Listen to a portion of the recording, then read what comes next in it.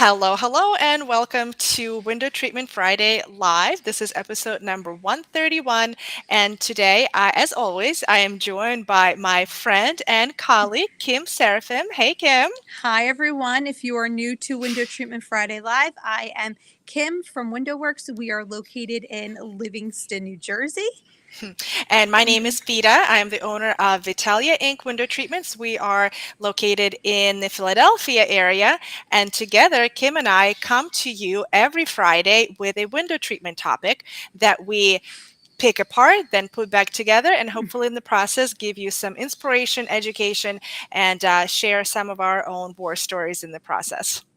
Yes. So this week we are going to be discussing color blocking, which is a technique of putting two fabrics together in order to make a drapery panel. And we have a lot of great examples for you. Awesome. All right, Kim, this All is right. yours. How pretty. So this is a project that we did many years ago. Actually, Luann was the one who was taking the lead on this project that we did for Susan Laurie Architects, and it was out in Long Island. And this was draperies that we did for a primary bedroom. Suzanne has more of a traditional transitional aesthetic. So Mhm. it's always very cool and unique when we get to work on her projects because it is something that is a nod to kind of like old world design. And Mhm. so for here, it's what I loved about this project was it was kind of a mix between the traditional, because you can see in the furniture, the chair, the lighting, and the mirror there, Mhm. but then we did this more transitional drapery panel with the color blocking. Mhm. So as you can see, we just did a uh, inverted French pleat or top tap pleat, depending on what you call it. We call Uh, it the top tack. Uh-huh. you call it the top tack. You're tacking at the top. We call it inverted French. You know, Mhm. it's one of Tomato, those things tomato. exactly. And what we did here is we had the lighter color at the top and the darker color at the bottom. And with this specific project, it is the same fabric, just in a different color.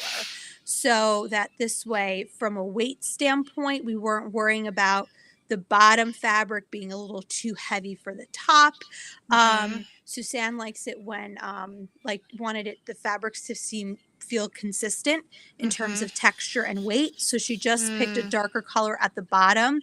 And in terms of the band, it was the conversation of because the ceilings were so high, Mhm. she really wanted that bottom band to have a presence and almost kind of create like a pattern, Mhm. more of like a monochromatic pattern by doing so. So the band was a pretty decent height. I believe it Yeah. might have been like 4 feet, the band. Mhm. Again, this is many, many years ago, so all those details are a little fuzzy. But and then we have the lighter color on the top so that this way it just kind of made it feel very light and airy. So let me ask you a question. You're Hmm. saying that the bottom fabric is the same fabric, just different colorway than the top fabric? I believe so. Yeah, I believe it Okay. was just the same, but it might have been even lined a little bit differently. Okay. Yeah, Um, because it because looks a little bit more opaque, I than the think. top, yeah. But I Yeah. remember Suzanne is one that will likes to layer a lot of fabrics, but use Yep. the same one just in a Mhm. different color. And Yep. I think it's also too because of the way that the sun is coming in. Because what you're Yeah. seeing there, the sun, because this particular primary bedroom was on the first floor and has a shot of Mhm. the water. So the Mhm. way that the shadowing is there, that you can kind of see it a little bit more at the top. The lighter Mhm. color was a little bit more opaque than the or that you could see through it a little bit more because of the darker color. Right, right. But yeah, and But I think it goes to show you that yes, if you can find fabric that is the same um, consistent in its makeup, it definitely makes the project a lot easier. And I think it also makes the drapery fall a lot better. But sometimes it's not possible. And mhm. so it is also possible to have a sheer fabric on the top and like a regular opaque fabric on the bottom. It's just, I think, about setting expectations about how each fabric will behave and how it will look. But I know here at Battaglia Inc., we have done it both ways, and it turned out beautifully both times. Yes, and I have done it where I have made that mistake where the sheer we wanted a sheer at the top and a more of a solid fabric at the bottom, and Mm-hmm. the weight of the solid fabric just and the size of the band too just Mm-hmm. pushed was so heavy Mm-hmm. was so heavy that when the workroom was going to connect the two, it was It just, causing it just did not work. The shear was puckering. yep. It just at the end of the day, it looked like crap.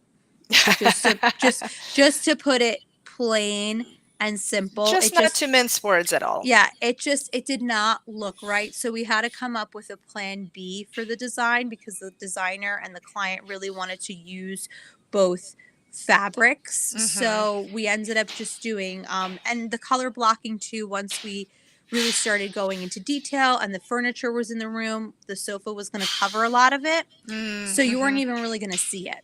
So Oh, interesting. yeah, so we completely switched gears and everything else, but that was a lesson for me because it was one of the Mm-hmm. first times that I was doing it, and you're going back many, many, many years ago. That, but now I know I made that mistake once, Yeah, yeah. and You can't have the two weights to be so yeah, diametrically opposite. I mean, if you have a shear on the top, you can have an opaque solid on the bottom, but not so heavy that it will completely make the shear out of whack. yeah, and that's what it was doing. And no matter what we did, even if we wanted to put a piece of trim there, it did not look Just right. did not look right. I So. understand. All right. So real quick commercial break here. If you are new to window treatments, whether you're an interior designer or a homeowner and you're just starting to kind of dabble into window treatments, head on over to windowworksnj.com. We have a free ebook that Luann wrote. Architectural Digest is incoming. 10 things you need to know about custom window treatments. It's a window treatment 101 guide, if you will. All right, this next project was done by my company, Vitalia Inc., and the designer on this project is Michelle Plachter of Michelle Plachter Design. Um, Definitely follow her work on Instagram and her website because it is absolutely phenomenal. I'll actually skip over to the next slide because it gives you the overall impression and the context for this entire room. This is a really awesome, incredible looking dining room. And you can tell that not just in the drapery, of course, but also in the light fixtures, the furniture, wallpaper, color selections. But of course, speaking of the window treatments, the light color blocking is what Michelle chose to use here. And this is a three-part blocking. So Kim showed you a two-part blocking where you have two different fabrics on top and bottom. Well, you can make it in as many parts as you want. So this particular project has three. We have the white fabric at the top, taking up most of the panel, and then we have a short band of the taupe fabric, and then a slightly longer band in the black fabric. And not only can you use the color blocking in the drapery application, but you can also use it in cornices. So this small room was actually a round room off of the dining room that I just showed you. So you can see the cornices from the dining room, and they were really informed by the color blocking draperies that Michelle specified and we made and installed for her. So again, here, just like in draperies, most of the cornice is done in the white fabric. So there's a large band of white, a small band of the tan, but here we did the smaller band in the black. So we kind of played around with it. The proportions were they're different in the drapes as than they are in the cornices, meaning that the tan is bigger here than the black, but the black in the drapery is bigger than the tan. So, you can play around with it. They don't have to be the same. The proportions don't have to be exactly the same. I think it still turned out really wonderful, even though the sizes are different. And really, with the color blocking, where you want to use it is where you have to make just something very dramatic. The big high contrast between the different colors, whether it's just two fabrics or three fabrics or more, it is that contrast between the colors that creates the drama. So anytime you're looking for the drama in the room, that's the technique that you want to utilize. So I have a question here because Of course. my eye goes right to the black band and how Uh-huh. it lined up with the sill of the window. Was there a Yes, conversation friend. as to like where we were lining these up? Because I know me, I'm a very symmetrical person. So Uh-huh. even like my top of rod when I'm doing just Mhm. a panels to begin with. I always kind of look around the room to see Mhm. is there a built-in that we want to line it up That's to right. before we go to the Mhm. install the rod to the bottom of the crown, like where, Mhm. like I always like the Like lines to ho line how up. how things Yeah. line up. So And this was no exception, and, only you, my friend, would notice something like that. So I'm really glad that you're calling it out for our viewers and listeners here. Yes, the size, the length of the black part of the blocking was absolutely talked through, and it was intended to, designed to align with the bottom sill. So for sure, and now the tan was not meant to be aligned with the next mullion on the window, but you can see that the tan is about that halfway was going to be my between next the question. sill and the next mullion. So if we were to align it with the mullion, we felt that it would have been just Too too much. yeah, exactly. Like we needed to kind of bring it down. We didn't want it to be like all the black and the tan would have been very similar, and Hmm. that's just not the feeling that we wanted to create.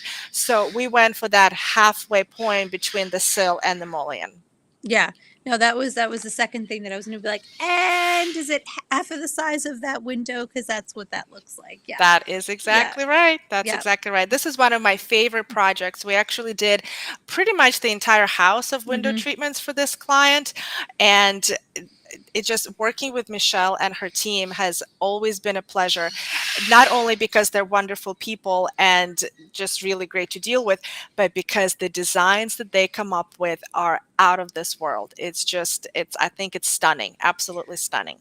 And I also feel like the previous project that we showed for Suzanne Laurie Architects, that was more of like a traditional, transitional, and it just is a testament to how color blocking can really work across all the different types of genres of window treatments because this is more of Yes. a contemporary Very type contemporary type house, of space, very. and you Mhm, can see that in their furniture selection, in mhm. their lighting, Yep, and with the pleating selection that they did with the ripple fold. the ripple So it fold. is something that you can use across the board with different pleats. So it's not like, Mhm.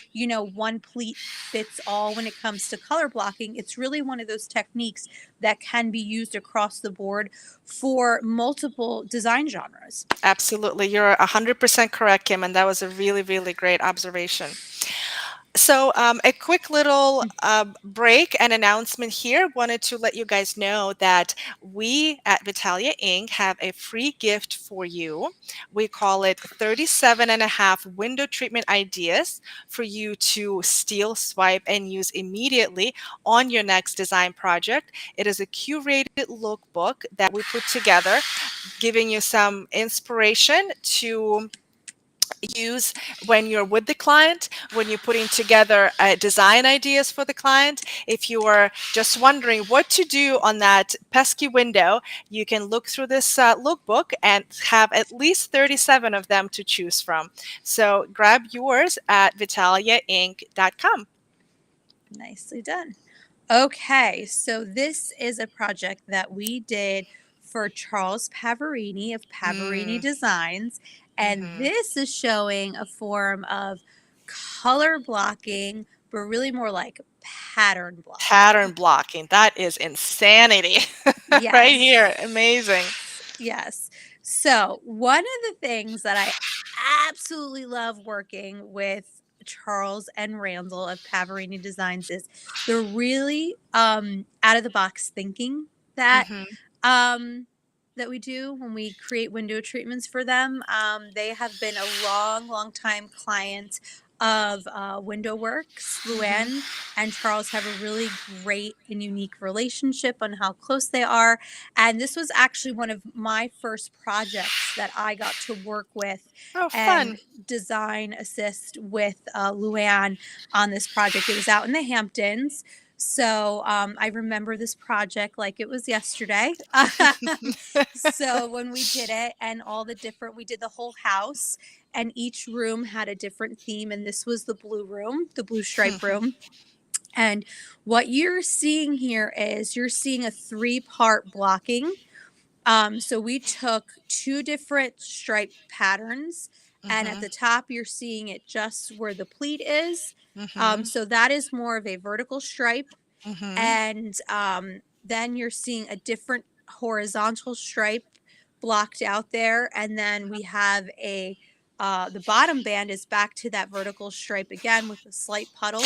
This project was done, oh, I want to say circa 2008, 2009. Mhm. Um, yeah, it was we started it in 2008 and installed it February of 2009.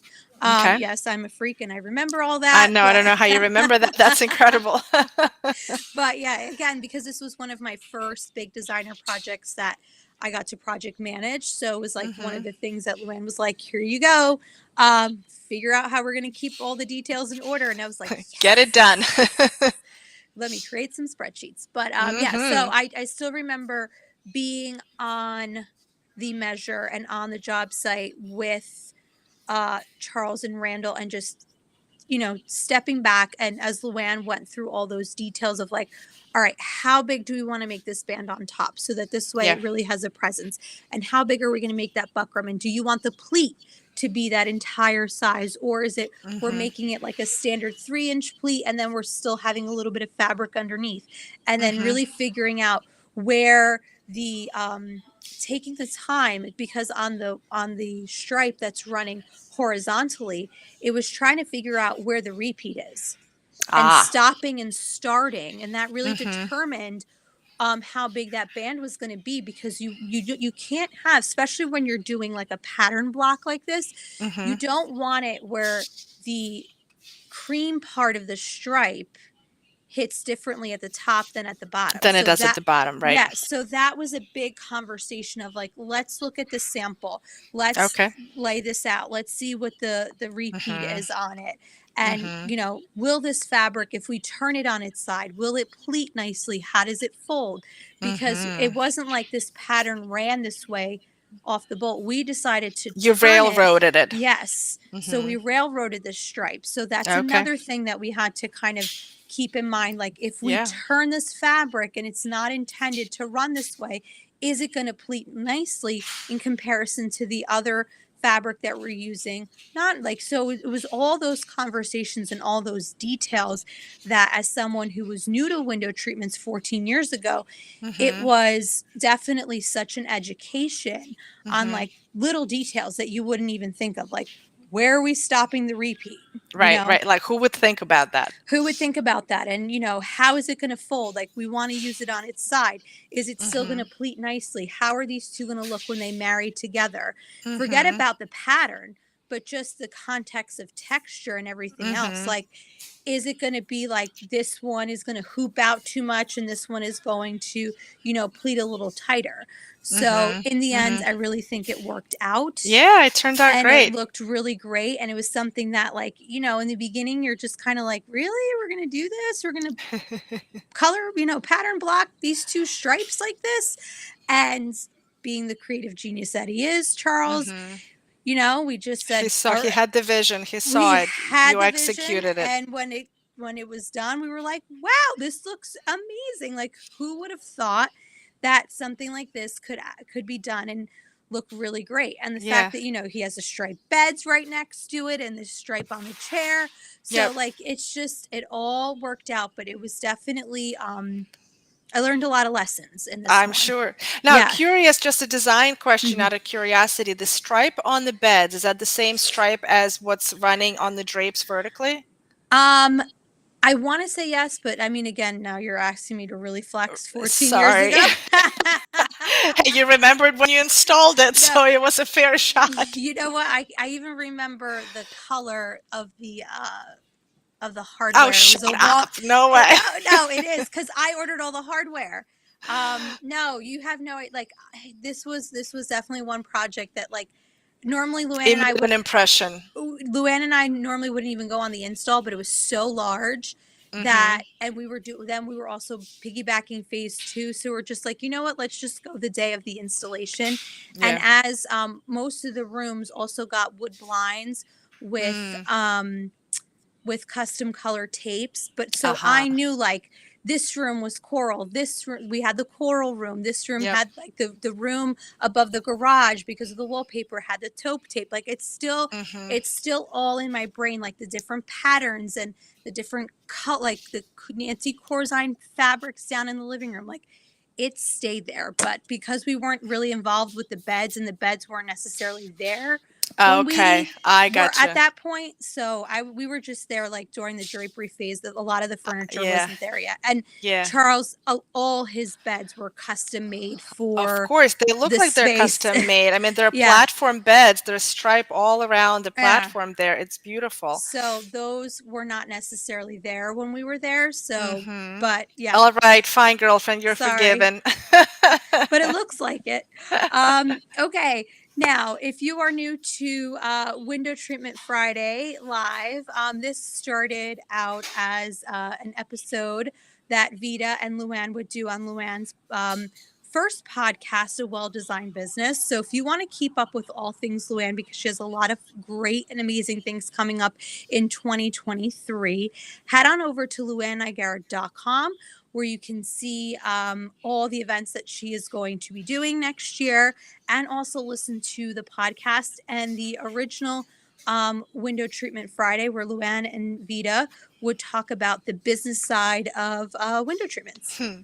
And if one podcast wasn't enough, our friend Miss Luann decided to start a second podcast, and that one is specifically for the window treatment pros, and it's called Window Treatments for Profit. It concentrates on the business aspects of running a window treatment business, and yours truly is humbled and privileged and honored to have a recurring guest seat every Thursday with my own series called Vita's Tip in 10. So every Thursday morning, I am queued up in your favorite podcasting app, and you can listen to me when I deliver a small but oh so mighty tip in about 10 minutes, giving you another idea, another strategy, another tactic on how to run your window treatment business a little bit easier, a little bit better.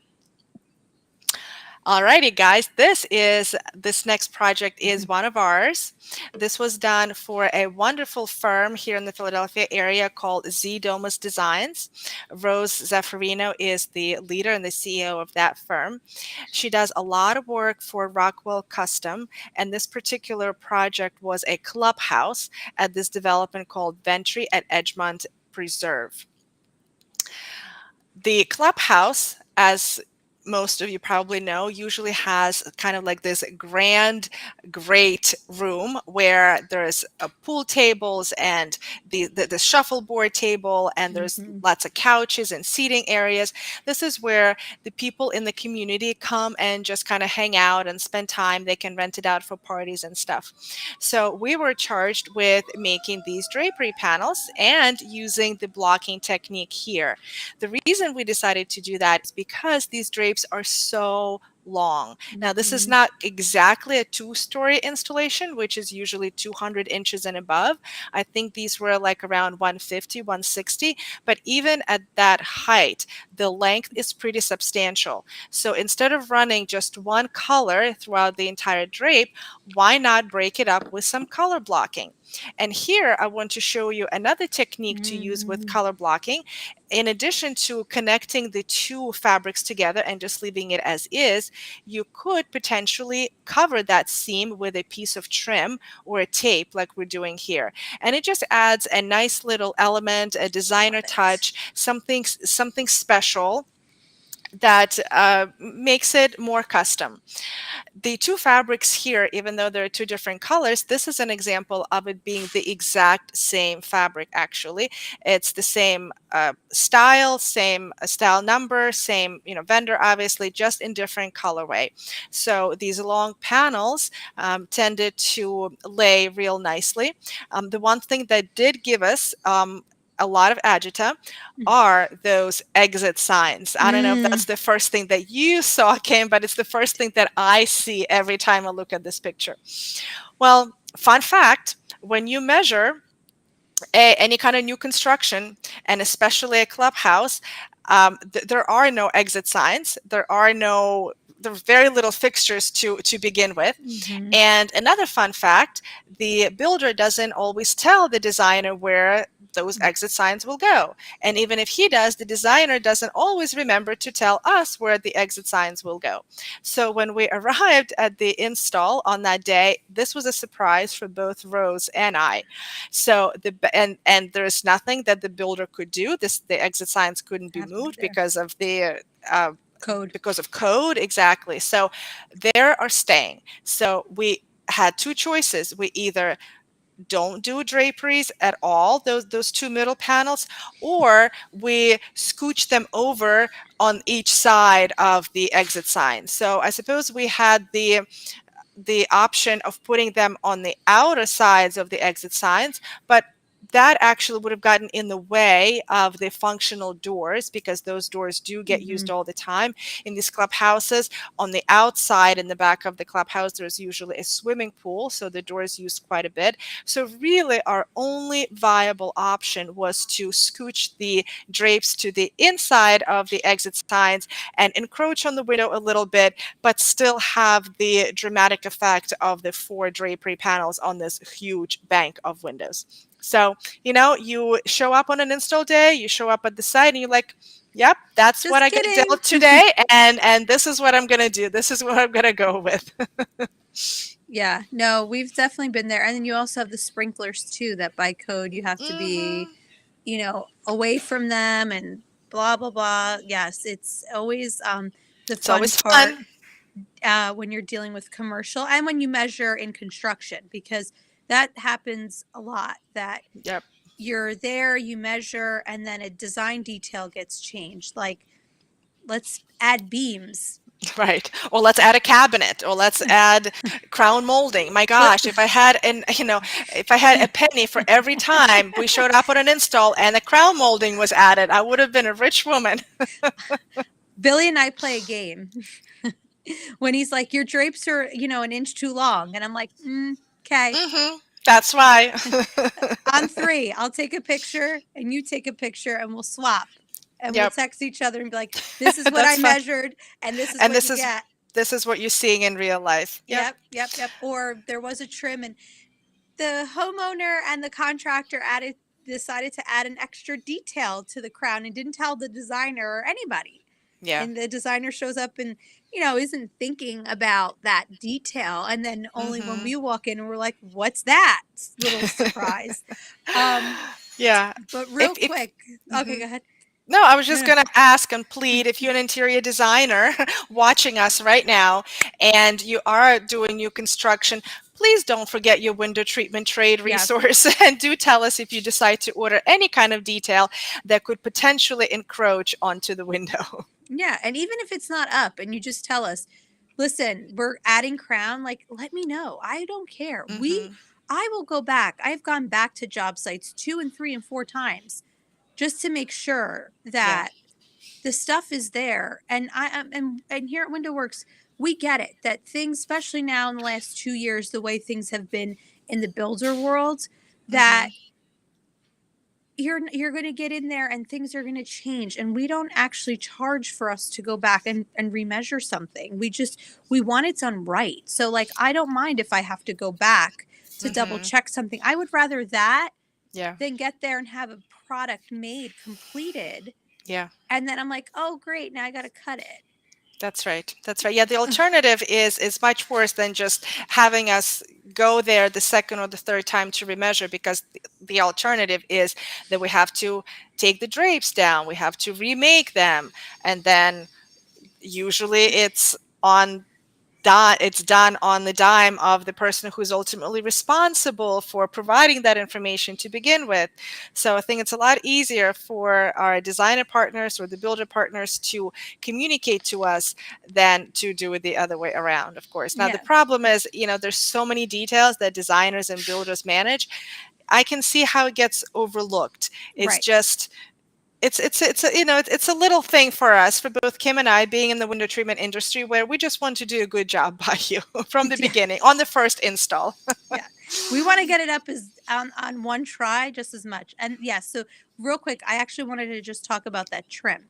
Yeah. So, was there a conversation about like when you use the trim, did we sit there and see which trim was a little bit more flexible? Because I know that when we have done this in the past, Yeah. that sometimes there aren't certain trims that aren't going to lay Mhm. and be as flexible to allow the panel to really pleat down like this and Yes. form like this. So that's just another key tip that not all trims play nicely when you're using Mhm. it in this application. It's different when you're sewing it on the lead edge, but just make sure that the trim will fold up nicely and whatnot before we fall in love with something. Just as Yeah. like a quick Yeah, little it PSA. absolutely has to be flexible. Otherwise, the place where it connects the two fabrics, it will just pucker out like a prom dress, and you Yeah. don't want that.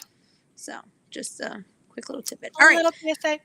Alrighty, everybody. Well, we hope you enjoyed our episode today on color blocking. And if you are located in the New Jersey or New York area, or if you're a designer from out of state and you have a project here that you need help with, whether it's with the color blocking technique or any kind of awning project, please give us a call here at WindowWorks or send us a DM. Follow us on Instagram and on Facebook at WindowWorks. We would love to help you on your next window treatment project. Hmm. And if you are in the Philadelphia area and you are an interior designer looking for support and help with your window treatments, Vitalia Inc. is that company. We are a one-stop shop, your go-to resource, your white glove concierge level service exclusively for luxury interior designers ready to fly first class in the world of window treatments. So here's all of our contact information, and we would love to hear from you. Alrighty, everyone. Well, that concludes today's episode. Thank you so much for joining us. We hope you got some tidbits on your next color blocking project, and we hope to see you next Friday.